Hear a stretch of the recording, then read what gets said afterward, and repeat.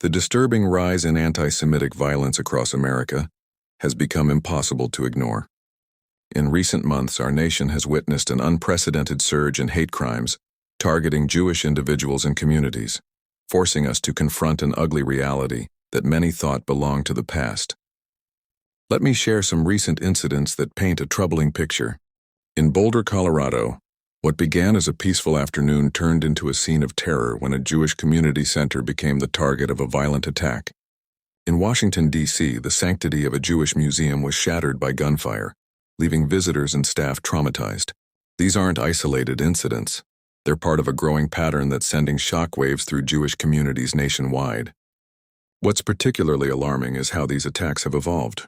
We're seeing everything from verbal harassment and vandalism to armed assaults at pro-Israel events and calculated acts of arson targeting synagogues.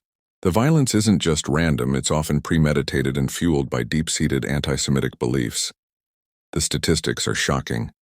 According to recent reports, anti-Semitic incidents have reached their highest levels since tracking began. Jewish Americans, who make up just about 2% of the U.S. population, are now the target of nearly 60% of all religious-based hate crimes. Think about that for a moment.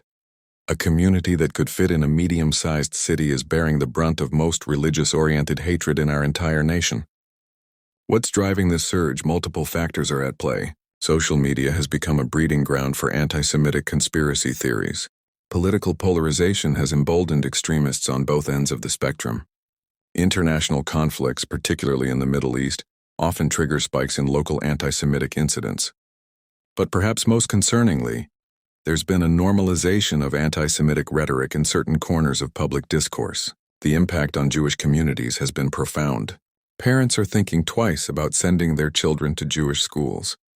Synagogues are increasing security measures, turning places of worship into fortresses. Young people are hiding their Jewish identity, removing yarmulkes and Star of David necklaces out of fear. Law enforcement and government officials have responded with increased patrols and investigations, but many feel it's not enough. This isn't just a Jewish problem, it's an American problem. When any community faces systematic hatred and violence, it tears at the fabric of our entire society. The solution requires a multifaceted approach. We need stronger hate crime laws and better enforcement. Educational initiatives must be expanded to combat antisemitism at its roots. Most importantly, we need everyday Americans to speak out against hate whenever and wherever they encounter it.